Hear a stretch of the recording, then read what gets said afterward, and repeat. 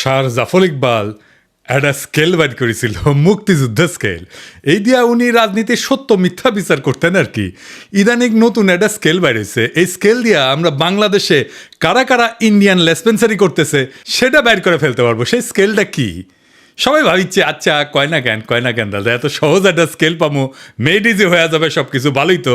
কমু খারান, আপনি কয়েকদিন থেকে শুনতেছেন না, যখনই আমি কই বিএনপি ইন্ডিয়ার কোলে গিয়ে উঠছে, তখন বিএনপি ওয়ালারা এসে কয় জিন্দেগি বিএনপি ইন্ডিয়ার কোলে উঠতেই পারে না। ইন্ডিয়া কারে কয়? আমরা তো চিনিই না। এইসব অপপ্রচার করিস তুই শালার রয়্যাল এজেন্ট। তারপরে বিএনপির লোকটা মূর্খ হইলে কবে মালওয়ানের বাচ্চা, আর ডাবল ড্রপ আউট কচু খেতে হইলে কবে কাফের। কিন্তু আজকে এমন কিছু প্রমাণ দিব একেবারে চালচালাইয়া বুঝে যাবেন বিএনপি কার কোলে উঠিছে। শুধু তাই না, বিএনপি একেবারে খাপে খাপ মমতাজের বাপের মতো ক্ষমতায় যাওয়া আর ক্ষমতায় থাকার জন্য আওয়ামী লীগের টেমপ্লেট ইউজ করেছে। আমি গত এপিসোডে কইছিলাম ইন্ডিয়া বিএনপি বুঝাচ্ছে ইসলামপন্থীরা বাংলাদেশে শক্তিশালী হচ্ছে, দেশের মানুষ ব্যাপকভাবে ইসলামের দিকে ঝুঁকিচ্ছে, তোমরা একা সামলাইতে পারবে না, এটা খাইছে বিএনপি। এখন বিএনপি ওয়ালারা কবে ইন্ডিয়া যে বিএনপি করছে আপনি জানলেন কেমনে? আপনি কি উঠে হাজির ছিলেন? না ছিলাম না, কিন্তু বুঝেছি। করে বুঝেছি এটাই শিখে দিই আপনাকে, চাইনিজ বুদ্ধি। আপনি যদি কারো গমরে ফেটে দেন না, তাহলে দেখবেন ও বাইরে হয়ে স্যাগায় হাঁটিচ্ছে। তার মানে আপনি যদি কারো স্যাগায় হাঁটতে দেখেন তাহলে বুঝবেন ওই গমরা গেছে, বুঝছাও? এইবার আসেন দেখি ইন্ডিয়ার খাস লোকেরা বাংলাদেশে কি করছে। বিএনপির সাথে বামেগের ঐক্য হয়েছে, বিএনপির সাথে বামেরা থাকবে, রাজপথে নাকি আন্দোলনও করবি, মাশাআল্লাহ। কিন্তু এম এম আকাশ সবচেয়ে গুরুত্বপূর্ণ কথাটা কয়ে ফেলছে ফসাদ কইরা। সে কইছে যে বিএনপি এবং বামজোট প্রতিক্রিয়াশীল শক্তিকে সুযোগ দিতে নারাজ। তো এই প্রতিক্রিয়াশীল শক্তিকে বাংলাদেশের সাধারণ মুসলমান দেখেন কি করছে। মনে হচ্ছে বিএনপি ও বামজোট উভয় বর্তমান দক্ষিণপন্থী প্রতিক্রিয়াশীল ধর্মীয় শক্তিগুলোকে আরও সংগঠিত হওয়ার সুযোগ দিতে নারাজ। এবার বুঝেছেন তো, সব ইন্ডিয়ান লেসপেন্সার এক হয়েছে। বামেরা কেন এতদিন পরে ঐক্য করে? এই যে নৌকা লাঙ্গল ধানের শীষ সব সাপেরই একই বিষ, এটা কার স্লোগান? CPB slogan. এখন বিএনপির সাথে ঐক্য করার জন্য দেওয়ানা হয়ে গেছে সিপিবি বামেরা। দেখি যাও কোন হারবাল খাইছে, কলিকাতা হারবাল খাইছে।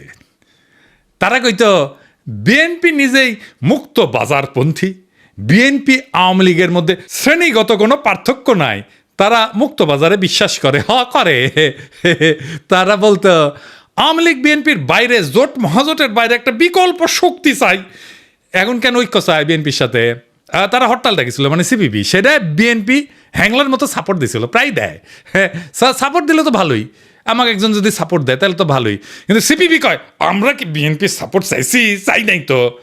রামপালে কয়লা ভিত্তিক বিদ্যুৎ কেন্দ্র নিয়ে একটা আন্দোলন করেছিল বামেরা, আমি তখন সিপিবির। তো সেই রামপাল পর্যন্ত লং মার্চে গেছি। সেই লং মার্চে বিএনপির নেতা কর্মীরাও ছিল, চান্দাও দিচ্ছে, আমি নিজে চান্দা তুলিছি বিএনপির অনেক লোকের কাছ থেকে। তো আওয়ামী লীগ থেকে কইছে বামেরা বিএনপির সাথে ঐক্য করিচ্ছে, তো সাথে সাথে লাভ দিয়া কয়া উঠছে আনু মোহাম্মদ বিএনপির সাথে ঐক্যের প্রশ্নই ওঠে না। দেখে যাও এখন কেন বিএনপির সাথে ঐক্য হয়? এই এম এম আকাশকে সে শেখ হাসিনার আমলে লিখেছিল সমকালে, এর জন্যে কলে আমি সিপিবি থেকে বহিষ্কার হই। আমার কোনো রাগ নাই, মানে আমি কইছিলাম ওরে বহিষ্কার করতে হবে, তা উল্টে আমি বহিষ্কার হয়ে যাই। সে লিখেছিল তবে ঘটনা যাই ঘটুক, প্রগতিশীল মুক্তিযুদ্ধের পক্ষের শক্তির এক্ষেত্রে যা করণীয় সেটা হচ্ছে 1971 সালের পরাজিত প্রতিক্রিয়াশীল সন্ত্রাসী শক্তিকে যদি আওয়ামী লীগ রাষ্ট্রীয় বল প্রয়োগ করে দুর্বল এবং নিঃশেষিত করতে পারে, তাতে বাগড়া না দেওয়া। বুঝেছাও এই প্রতিক্রিয়াশীল শক্তি কে, ধর্মীয় শক্তি কে, এটা বুঝেছাও? ওই তো কইছে, তাই না? এই সেই ইসলাম বিদ্বেষী আকাশ যে বাংলাদেশে মাদ্রাসা ছাত্র আর ইসলামপন্থীদের রাষ্ট্রীয় শক্তি মানে ডিবি, র্যাব, ডিজিএফআই এগুলো দিয়ে নির্মূল করতে চেয়েছিল, এদের জন্য আয়না ঘর হয়েছে। তার সাথে বিএনপি ঐক্য করে কার পিড়িতে? যে ইন্ডিয়া বলে আওয়ামী লীগে যদি না থাকে বাংলাদেশে আমাদের কোনো বন্ধুই নাই। সে ইন্ডিয়ার বন্ধু হইলো কেমনে? হ্যাঁ, ওরাই কইছে যে দলের সাথে ভারতের সম্পর্ক ঐতিহাসিক, মানে আওয়ামী লীগের সাথে। আওয়ামী লীগ নিজের ওয়েবসাইটে ট্যাঙ্গে রেখেছে, দেখিছে আও কইছে আমাদের সাথে আওয়ামী লীগের সম্পর্ক ঐতিহাসিক। এবার দেখেন আওয়ামী লীগ কি কয়, শুনেন।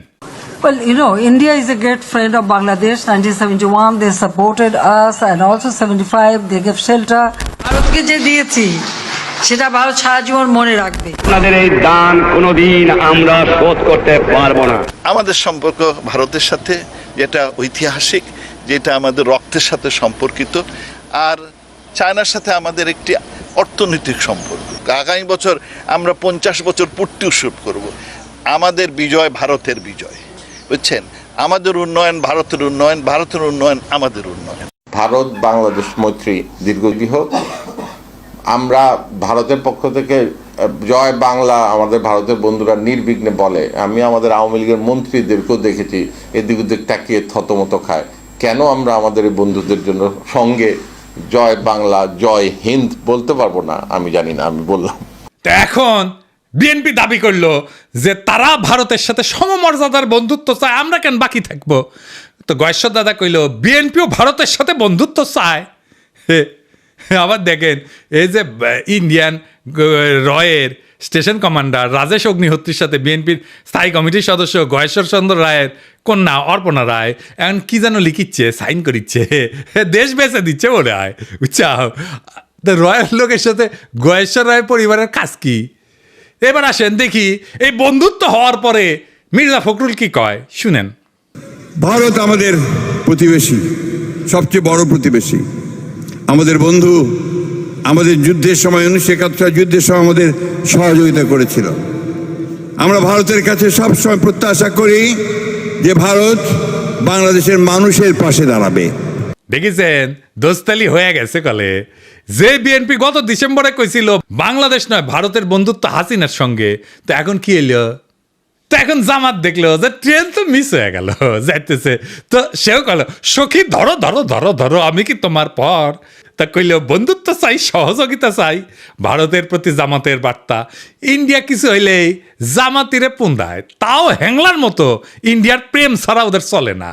হ্যাঁ, ওই যে গান আছে না, হয়তো কিছুই নাহি পাবো তবুও তোমায় আমি দূর হতে ভালোবেসে যাবো। ওই করে দূর হতে ভালোবেসে যাবে জামাত ইন্ডিয়াকে, বুঝছাও? কিছু পাবে না। তারপরে এসে এখন প্রফেসর ইউনুসকে মোদি কইতেছে বাংলাদেশে কোনো নির্দিষ্ট দলকে সমর্থন করে না ভারত। হ্যাঁ, এই যে ভারতের ফেও ধরা, বন্ধুত্বের ফেও ধরা, দেওয়ানা হয়ে যাওয়া ইন্ডিয়ার বন্ধুত্বের জন্য, এটা কেন? ইন্ডিয়া বাংলাদেশে এমন একটা ধারণা তৈরি করেছে যে ইন্ডিয়া ছাড়া বাংলাদেশে কেউ রাজনীতি করবে পারবে না। ইন্ডিয়ার সাথে গুড টার্মসে না থাকলে বাংলাদেশে ক্ষমতা আসা যাবে না। ইন্ডিয়া আর্মি ঢুকে দেবে বাংলাদেশে, ইন্ডিয়ার নামে কাপড় নষ্ট করে ফেলে। এরা মনে হয় যে বজরং দলের এই পান্ডার কথায় ডরে কাঁপে, বুঝেছাও? শুনেন। বাংলাদেশ এবং পাকিস্তানকে সারা পৃথিবীর মানচিত্র থেকে আমরা মুছিয়ে দেব। বজরং দল হুঁশিয়ার করছে বাংলাদেশ পাকিস্তানকে। এবং আবারও বলছি, ভারতবর্ষ থেকে যারা পাকিস্তানের প্রেমী, যারা পাকিস্তানের গুণগান গাইছে, যারা গাইছে বাংলাদেশের গুণগান, তাদেরকে বলে রাখছি বজরং দল থেকে হুঁশিয়ার দিয়ে দিচ্ছি, আগামী দিনে তোমরা কিন্তু এই ভারতবর্ষকে ছাড়ো, এই ভারত মাতাকে তোমরা ছাড়ো, হাতে অস্ত্র তুলে রাখুন। পাকিস্তানকে কড়া ভাষায় জবাব দিতে হবে। অথবা ওই গদি মিডিয়ারে রংপুর হারসিটাঙ্গাং কেটে নেওয়ার গল্প শুনে ডরায়। बांग्लादेश का ये वाला जो राज्य है इसका नाम है रंगपुर। ये रंगपुर जो है, अगर ये कब्जा हो गया रंगपुर जगह, तो काम खत्म हो गया। अगर हम इसको कब्जा कर ले तो ये पूरा बराबर हो जाएगा। हमारा जो पतला गर्दन था चौड़ा हो जाएगा।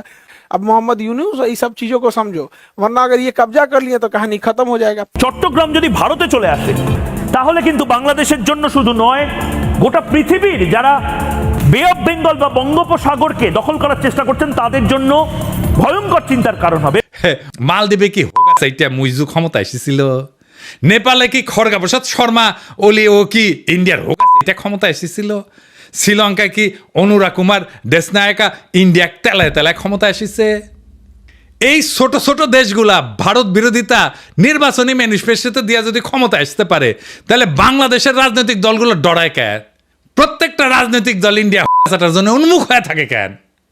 তাইলে যারা মনে করে ইন্ডিয়ার চাটলে বাংলাদেশের রাষ্ট্র ক্ষমতা আসা যাবে না, রাজনীতি করেন না, বাংলাদেশে ভোটে দাঁড়ায়েন না।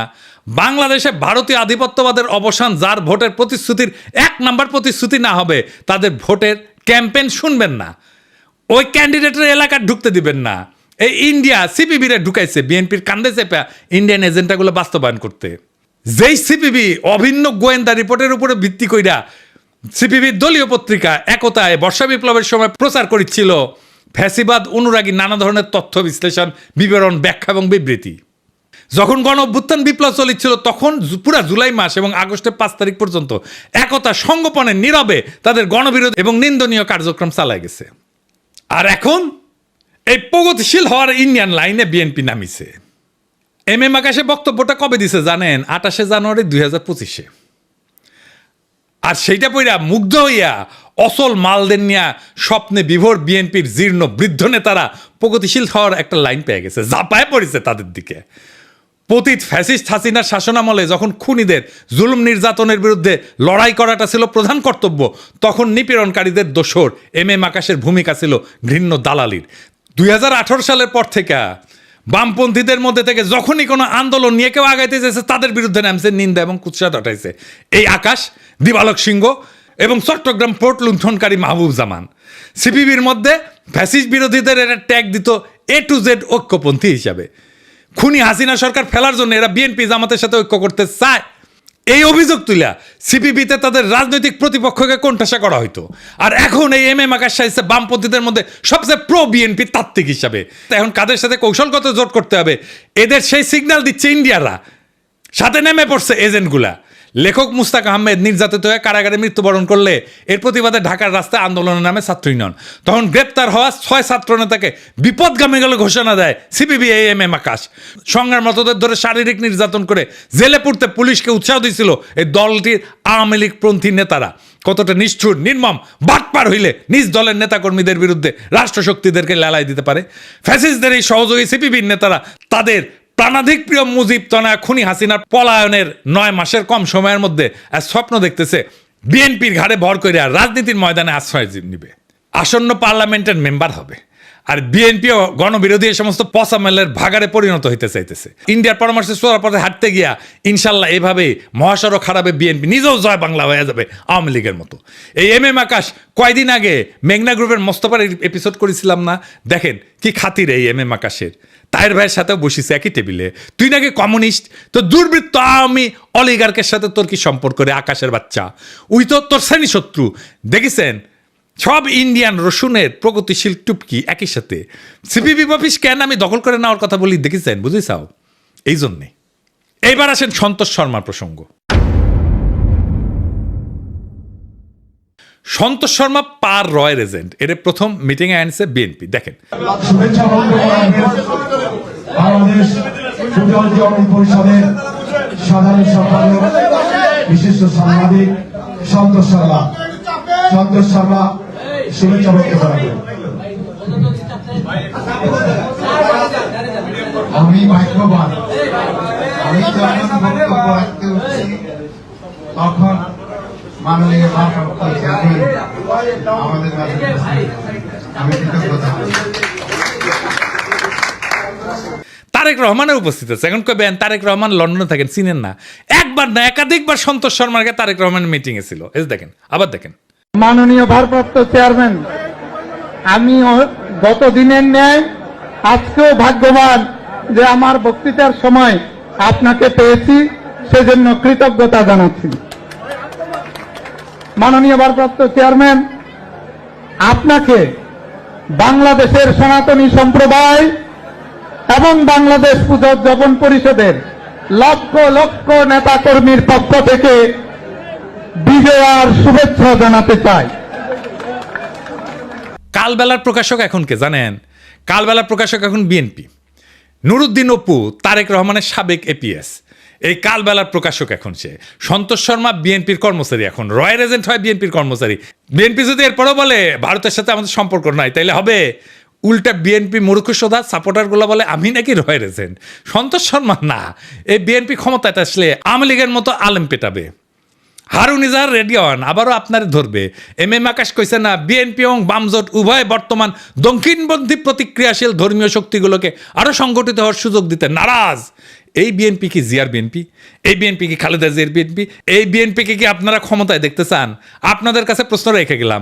আমি যখন টের পাইছি বিএনপি ইন্ডিয়ার কলেজে উঠিছে, তখন থেকে আমি প্রতিবাদ করে গেছি। আর বিএনপির নেতাকর্মীরা কয়ে গেছে বিএনপির পণ দেখেন আমি আঙুল দিতেছি।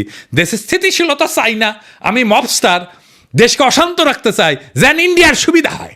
এটার বেকুবি বলবেন না শয়তানি বলবেন। আকাশ যে বিবৃতি দিল বিএনপির কাউরে প্রতিবাদ করতে দেখছেন? দেখেন নাই। মানে এটা বিএনপিরও কথা, আকাশ মিছা কথা বলে নাই। এরপরে সন্তোষ শর্মাকে স্টেজে আনলোকে জামাত। দেখেন জামাত হিন্দুদের নিয়ে প্রোগ্রাম করবে, এটা জিজ্ঞেস করে নিবে না কয়েকজনকে যে কারে কারে ডাকা যায়? এইসব কথা যখন আমি বলি, বিএনপি জামাতের উভয় দলের কিছু কর্মী আছে বলে বিএনপির কি বুদ্ধি কম পড়িছে যে তোর কাছে বুদ্ধি নিবে? জামাত কয় তুই কি মজলিসে শুরার সদস্য যে তোর কাছে বুদ্ধি নিবে? তার মানে এরা আমজনতার কথা শুনবে না, আপনার আমার কথা শুনবে না। এরা কেমন স্বৈরাচার হবে বুঝা দেখেন। প্রফেসর ইউনূস যাক ক্ষমতা ছাইরা, বিএনপি জামাত যে আসুক তারাই জনগণকে আওয়ামী লীগের মতো সকাল সন্ধ্যা ঠাপাবে, মাথায় রেখেন। তাহলে হাসিনা কি খারাপ ছিল? হাসিনা যা ভালো মনে করতো তাই করতো, আর বলতো আমার অপরাধটা কি? দেশবাসীর কাছে আমি বিচার চাই, কি অপরাধটা কি করেছি। এই জন্যই বলি কিছুই বদলাবে না, যা ছিল আগের মতো তাই থাকবে। আর একটা বিএনপি শাসন পাবো, ঠিক আওয়ামী লীগের মতো শাসন হবে। এইরকম গুমখুন শুরু হবে, একইভাবে সিপিং গ্যাংয়ের মতো ঝাঁপায় পড়ে তারা। এখনই আমাদের প্রোফাইলে ক্ষমতা আসতে কি করবে সেটা দেখেন। জনগণ দেশ ওদের মাথায় নাই, ওদের মাথায় আছে ক্ষমতা। ক্ষমতা কেমনে ক্ষমতায় যাবে?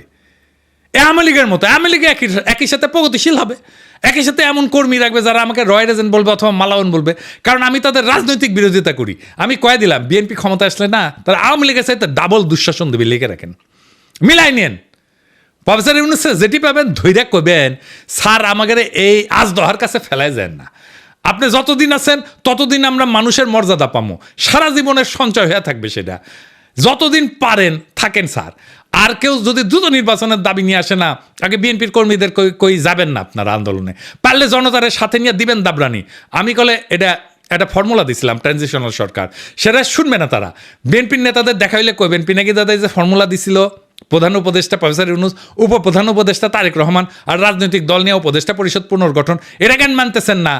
আমার খালি ডর প্রফেসর ইউনূস বিরক্ত হয়ে চলে যায় কিনা ক্ষমতা ছেড়ে। এটা শুনেন কি করছে প্রফেসর ইউনূসের ক্ষমতা সম্পর্কে। এই 8-9 মাসে মানুষের ভালো খায়, মানুষের ভালো চলে, মানুষের পকেটে টাকাও থাকে, কোনো চুরি হয় না, ডাকাতি হয় না। আঙ্গো হারে দরকার, আঙ্গো খালা দেওয়া দরকার নাই, টাকা কিনাও দরকার নাই। হ্যাঁ যত গালানে থাকবো তত মানুষের ভালো থাকবো। শুনিছেন তো? এখন ডিসেম্বরে নির্বাচন হবে, বিএনপি এমপি নমিনেশন বেচবে, মেলা বাণিজ্য হবে, তারপর টাকা টুকা ছড়া ইলেকশন করবে, সরকার গঠন করবে, বিরোধী দল হবে আওয়ামী লীগ, আর ছাগলের 3 নম্বর বাচ্চা হবে জামাত। তারপরে হারুন ইজাহারদেরকে আবার ধরা হবে, সন্তোষ শর্মা ইন্টারোগেশনে হাজির থাকবে। আজ এইভাবে বাংলাদেশের আকাশে জমিছে বিশ্বাসঘাতকতার ঘন মেঘ। এক সময় যে রাজনীতিবিদরা মুক্তির গান গাইছিল, আজ তারাই ভারতের দাসত্বের ঘুঁটি হইয়া নোংরা ষড়যন্ত্রের খেলা খেলিচ্ছে। বিএনপি জামাত আর সিপিবি একে একে সবাই বর্ষা বিপ্লবের চেতনাকে পায়ে দলিত কইরা দিল্লির দরবারে মাথা নত করিছে। ক্ষমতার লোভ আর বিদেশি প্রভুদের সন্তুষ্ট করার লজ্জাজনক প্রতিযোগিতায় তারা হারাইছে নিজেদের আত্মা, বিকায় দিছে দেশের স্বপ্ন। কিন্তু বাংলাদেশ মাথারত করার জন্য জন্মায়নি। এই মাটি, এই মানুষ বর্ষার বজ্রবিদ্যুতের মতো জায়গায় উঠবে সমস্ত দাসত্বের শৃঙ্খল ছিন্ন কইরা। বর্ষা বিপ্লবের চেতনায় দীপ্ত নতুন প্রজন্ম শপথ নিছে, কোনো ভারতের পদলেহনকারী এদেশের শাসন করবে না। কোনো ভণ্ড সোগান আর মেকি প্রগতিশীলতা আমাদের রুখতে পারবে না। আমরা ঘুমন্ত না, আমরা কেবল ঝড়ের অপেক্ষায়। আমরা বিজয়ের জন্য আগায় চলছি, বজ্রকণ্ঠে ঘোষণা দিতে বর্ষা বিপ্লবের চেতনা অমর হোক, ভারতীয় আধিপত্যবাদের অবসান ঘটুক, ইনকিলাব জিন্দাবাদ।